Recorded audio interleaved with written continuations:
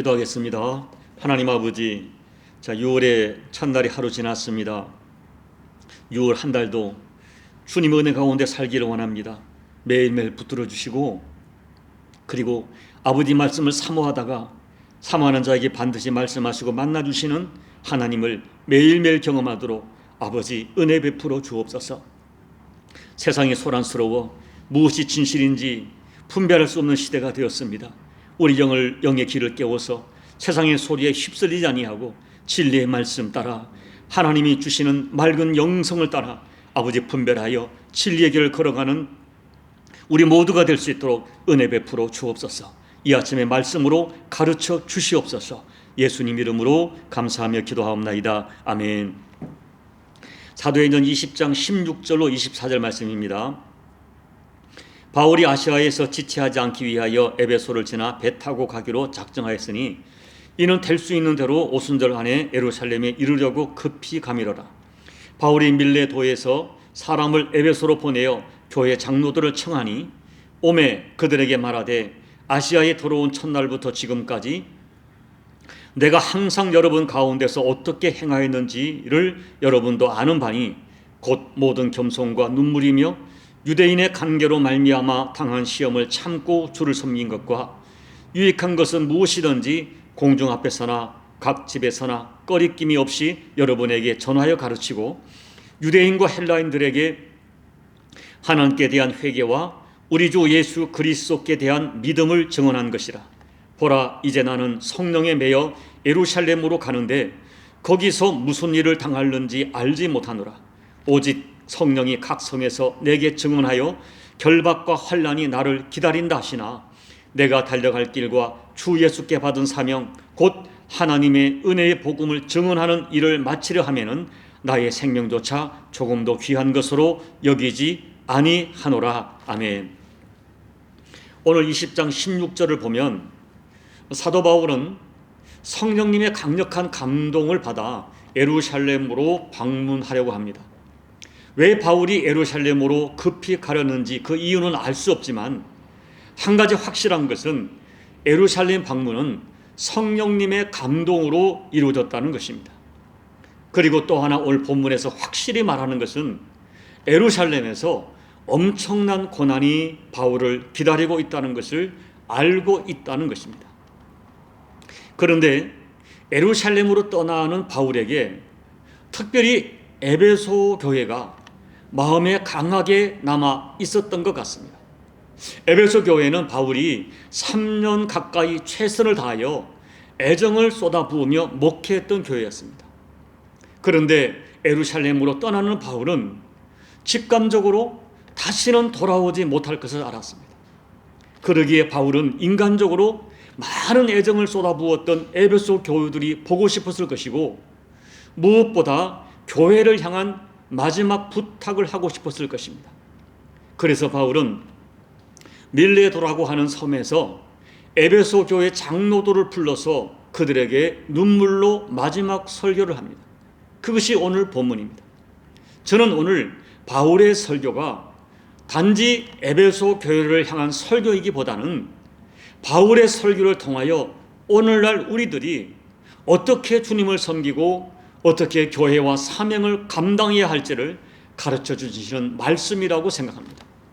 바울은 먼저 자기가 3년 동안 어떻게 주님을 섬겼는지 그리고 어떻게 교회를 섬겼는지를 회고합니다. 19절 말씀, 곧 모든 겸손과 눈물이며 유대인의 관계로 말미암아 당한 시험을 참고 주를 섬긴 것과, 여기서 가장 중요한 단어는 주를 섬긴 것이라는 단어입니다. 바울은 모든 겸손과 눈물과 시험을 참는 것으로 주를 섬겼다고 고백합니다. 그런데 여기서 우리는 한 가지 중요한 진실을 알아야 됩니다. 바울이 눈물과 겸손과 참음으로 주를 섬긴 것은 사실은 외면적으로 보면 사람들을 섬긴 것입니다. 주님의 마음으로 사람들에게 하나님 나라 복음을 가르치고 전한 것입니다. 그리고 이렇게 사람을 섬긴 것이 바로 주님을 섬긴 것이라는 것이 바울의 확신입니다. 그런데 여러분, 말이 쉽지 주님 섬기듯 사람을 섬기는 것이 정말 쉽지 않습니다. 그렇게 주님 섬기듯 사람과 교회를 섬기는 것이 쉽지 않기 때문에 우리는 말씀을 가지고 특별한 결단이 필요한 것입니다. 바울이 어떻게 주님 섬기듯 사람을 섬기고 교회를 섬기는가, 오늘 말씀을 통하여 교훈받는 것입니다. 그렇다면 19절 말씀에서 바울이 3년 동안 어떻게 주님을 섬기고 어떻게 교회를 섬기는지 오늘 말씀을 통하여 교훈받고자 합니다. 첫째, 주님과 교회를 섬기는 데는 겸손이 절대 필요합니다. 바울은 먼저 모든 겸손으로 주님을 섬겼다고 고백합니다. 겸손은 겸손인데 모든 겸손이라고 강조합니다. 여기 모든 겸손이란 말은 한 번, 두 번 겸손한 것이 아니라 끝까지 겸손을 지키려고 애썼다는 뜻이고, 한두 사람에게 겸손한 것이 아니라 모든 사람에게 겸손했다는 것입니다. 나를 좋아하고 나를 인정하고 나를 지지하는 사람들에게만 겸손한 것이 아니라 나를 좋아하지 않고 심지어 나를 대적하는 사람들에게도 겸손하게 대하려 했다는 뜻입니다. 그렇다면 여러분, 겸손이 무엇입니까? 성경이 말하는 겸손은 주님 앞에서 내가 어떤 사람인지를 잊지 않는 삶의 태도입니다.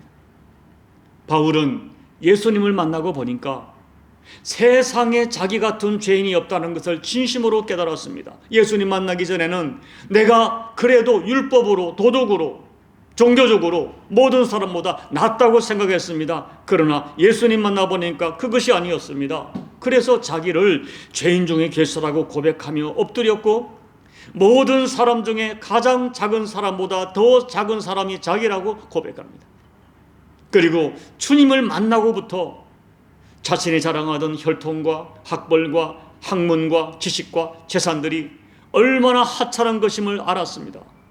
나가서 지금까지 내가 가지고 있던 모든 것이 내 것이 아니라 주님의 것임을 알았기 때문에 주님의 것을 가지고, 주님이 주신 인생을 가지고 주님과 교회를 섬기는 것은 결코 자랑할 것이 없다는 것을 알았습니다. 한마디로 바울은 진짜 종으로 살았습니다. 여러분, 왜 성도들이 겸손하게 주님과 교회를 섬기지 못합니까? 내가 하나님 앞에서 어떠한 사람인지 정말 모르기 때문입니다.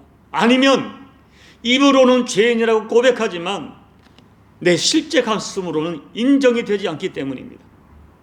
그래서 여전히 자기가 살아있기 때문에, 내가 살아있기 때문에 다른 사람을 섬기는 것이 정말 쉽지 않은 것입니다.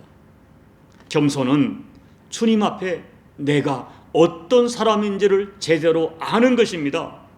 진짜 종은 주인 앞에서 자기를 주장하지 못하는 것입니다. 에베소 교회는 목회자와 교우들이 서로를 그렇게 섬겼습니다. 둘째, 주님과 교회를 섬기는 데는 눈물이 필요합니다. 바울은 눈물로 주를 섬겼다고 고백합니다. 31절을 보면 3년 동안 밤낮 쉬지 않고 눈물로 각 사람을 훈계했다고 고백합니다. 바울은 지금 자기를 과장하는 것이 아닙니다. 그는 정말 눈물로 3년 동안 에베소 교회를 섬겼습니다. 그러나 바울의 눈물은 힘들어서 억울해서 흘리는 자기 연민의 눈물이 아니었습니다. 바울의 가슴 속에 자식을 키우는 부모의 애타는 마음이 있었기 때문에 눈물이 있었던 것입니다. 고린도후서 11장 29절 바울의 고백입니다. 누가 약하면 나도 약해지고 누가 실족하면 내가 애가 타지 아니하더냐. 바울은 성도들이 아픔을 당하면 자기도 아팠습니다. 누가 어려움을 당하면 자기도 어려움을 당하는 고통을 동반했습니다. 그래서 울었습니다. 저는 눈물이 영성의 척도라고 굳게 믿고 있습니다. 영성이 메마르면 가장 먼저 나타나는 증상이 눈물이 마릅니다. 영적으로 어긋나기 시작하면 가장 먼저 눈물샘이 말라버립니다. 저는 눈물 없이 주님을 섬기고 교회를 섬기는 것은 불가능하다고 생각합니다. 그런데 사랑하면 눈물이 납니다. 여러분, 주님을 섬기고 사명을 감당하다 보면 어떤 때는 속이 상하고 자존감도 상하고 오해를 당하고 진실이 왜곡되는 일을 수없이 경험합니다. 그래서 가슴에 상처와 아픔을 많이 당합니다. 그렇지만 다 변명하지 못합니다. 함께 싸우지 못합니다. 도망갈 수도 없습니다. 버리지도 못합니다. 왜 그렇습니까? 주님을 사랑하기 때문입니다. 교회를 사랑하기 때문입니다. 그래서 눈물만 흘립니다. 머리로 사랑하는 것이 아니라 가슴으로 사랑하기 때문에 눈물이 납니다. 이 눈물이 하나님을 움직이고, 이 눈물을 주님이 받아주시고 결국 교회를, 사람을 움직이는 원동력이 되는 것입니다. 셋째, 주님을 섬기려면 인내하는 마음이 있어야 됩니다. 사도 바울은 가는 곳마다 환영도 받았지만 가는 곳마다 방해하는 사람들의 도전을 받았습니다. 그들은 말도 되지 않는 거짓말로 바울을 괴롭혔습니다. 인격을 모독하고 때로는 직접적인 신체적 고통을 주었습니다. 그런데 그들이 다름이 아닌 자기 동족이었어요. 그리고 심지어는 자기를 따르던 사람들이 고통을 줍니다. 그때 바울이 받았던 그 마음의 상처가 얼마나 크겠습니까? 그런데 바울의 반응이 무엇입니까? 참는 것입니다. 기다려주는 것입니다. 어미가 자식을 끝까지 믿어주듯 기다리고 포기하지 않았습니다. 왜 그렇습니까? 사랑하기 때문에. 내게 사명 주신 주님을 사랑하고 나를 이해 못하는 교우들을 여전히 사랑하기 때문입니다. 그래서 바울은 사랑은 오래 참는 것이라고 고백합니다. 사랑하면 참을 수 있다는 것입니다. 내가 주님을 사랑하기 때문에 참아주는 것이고, 주님만은 내 마음을 아시기 때문에 참는 것이고, 그리고 나를 대적하는 그 사람을 여전히 예수님 이름으로 사랑해야 하기 때문에 눈물을 흘리며 참는 것입니다. 주님을 섬기는 것, 그리고 주님 섬기는 마음으로 사람과 교회를 섬기는 것은 이런 고통과 인내를 수반하는 헌신인 것입니다. 말씀을 정리하면서 저는 도대체 무엇이 사도 바울에게 이런 헌신에 가능하게 했을까를 생각해 보았습니다. 저는 그 해답을 22절에서 찾았습니다. 22절 보면 바울은 지금 성령의 매임을 받아 예루살렘으로 가고 있다고 고백합니다. 이 말은 성령께서 자꾸 내 마음을 감동하여 한 부분으로 끌어가신다는 것입니다. 자꾸 그 일이 생각나게 하시고 자꾸 그 일을 하도록 몰아가시는 것입니다. 더군다나 각 성에서 성령으로 예언하는 하나님의 종들이 바울에게 당신이 예루살렘에 가면 큰 고통이 있고 결박이 있을 것을 예언하면서 모두가 말렸습니다. 그런데 바울은 이 모든 것을 알면서 예루살렘으로 갑니다. 왜 그렇습니까? 내 마음에 성령님이 격동하시기 때문에, 그리고 내가 받아야 할 고난이 있다 한들 그 고난은 결국 하나님의 뜻을 이루는 고난임을 알았기 때문입니다. 그리고 저는 생각합니다. 무엇보다 바울에게는 내가 가는 이 길이 앞서 가셨던 내 주님께서 죽음의 길임을 아시면서도 예루살렘에 올라가셨던 주님을 깊이 생각했기 때문이라고 저는 확신합니다. 사랑하는 여러분, 자신에게 매이고 사람들에게 매여 살아가는 인생은 땅의 인생입니다. 육의 인생입니다. 우리는 자기 자신에게 매이고 사람에게 매이는 인생이 아니라 내 사랑하는 주님께 매이고 성령님께 매인 받은 삶을 살아가야 할 영의 사람들입니다. 그런데 그렇게 주님께 매이고 성령에 매여 살아가는 인생의 길이 쉽지 않습니다. 그래서 모든 겸손이 필요합니다. 그래서 눈물이 필요합니다. 인내가 필요합니다. 그러나 여러분, 그렇게 성령께 매이고 주님께 매여 걸어가는 인생은 우리 인생을 가장 보람있게 만들 것이고 가장 복되게 할 것이고 그날에 하나님 앞에서 가장 영광스럽게 할 것입니다. 부디 남은 인생을 주님께 매이고 성령께 매이고 사명에 매여서 가장 복된 인생을 살아가시는 우리 모두가 되시기를 예수님 이름으로 축복합니다. 아멘. 우리 찬송가 435장을 찬양하겠습니다. 나의 영원하신 기업 생명보다 귀하다. 나의 갈 길 다가도록 나와 동행하소서.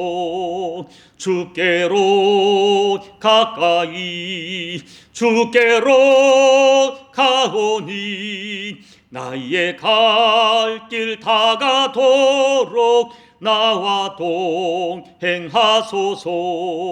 세상 부귀한 일함과 모든 명예 버리고 험한 길을 가는 동안 나와 동행하소서. 주께로 가까이 주께로 가오니 나의 갈 길 다가도록 나와 동행하소서. 어두운 골짝 지나가며 험한 바다 건너서 천국문에 이르도록 나와 동행하소서. 주께로 가까이 주께로 가오니 나의 갈 길 다가도록 나와 동행하소서. 아멘. 하나님 아버지, 사도 바울이 성령에 매여서 전도 여행을 다니고 성령에 매여서 예루살렘에 자기를에게 결박이 기다리고 있음을 알면서도 그 길을 걸어가고자 했던 그 모습들이 우리에게 수많은 도전을 줍니다. 하나님 아버지, 우리는 너무나 자기 자신에게 매이고 내 감정에 매이고 내 이익에 매이고 그리고 주변 사람들에게 매여 살아가는 어리석은 땅의 인생을 자꾸만 살아가고 있습니다. 하나님 아버지, 우리에게 은혜를 베풀어 주옵소서. 내게 성령의 감동이 마르지 않게 도와주옵소서. 그리하여 성령에 매이고 주님 사랑에 매여 살아가는 인생이 되게 도와주옵소서. 그 길을 걸어가는 길이 쉽지 않기 때문에 모든 겸손이 필요하고 눈물이 필요하고 인내가 필요해도 성령에 매여 매인받아 살아가는 그 삶을 살아가도록 우리에게 성령의 감동이 마르지 않도록 예민한 성령의 인도하심이 마르지 않도록 아버지 은혜 베풀어 주옵소서. 예수님 이름으로 감사하며 기도하옵나이다. 아멘. 사랑하는 여러분, 우리는 너무나 자꾸 자기 자신에게 매입니다. 내 감정에 매이고 내 이익에 매이고 내 자존감에 매여 살아갑니다. 여러분, 그것은 땅의 인생입니다. 여러분, 오늘 다시 한번 하나님 앞에 소원하십시오. 우리는 주님의 사람입니다. 영의 사람입니다. 아버지, 영에 매여 살게 도와주시고 내 사랑하는 주님에 매여 살아가도록 그 길을 걸어갈 때 눈물이 있고 겸손이 있고 많은 인내가 필요해도 그 길을 걸어가겠습니다. 결단하며 기도하시기 바랍니다. 조국 대한민국을 위해 기도해 주시고 우리 남은 십자교회를 위해 기도해 주시고 그리고 코로나와 전쟁으로 고통하는 열방을 위해서 간절히 기도해 주시고 여러분 각자의 개인 기도로 예배를 마무리해 주시기 바랍니다. 함께 기도하겠습니다. 아버지 하나님, 고맙고 감사합니다. 오늘도 저희가 아버지 앞에 엎드려 간절히 기도할 때에 하나님 아버지 은혜 베풀어 주옵소서. 오늘 사도 바울의 인생을 보면서 도전을 받습니다. 아버지 하나님, 이것은 사도 바울이라고 하는 어떤 특별한 사람이 아니라 우리 모두가 걸어가야 할 길임을 깨닫게 도와주십시오. 하나님, 우리는 너무나 자주 땅에 매이고 육에 매입니다.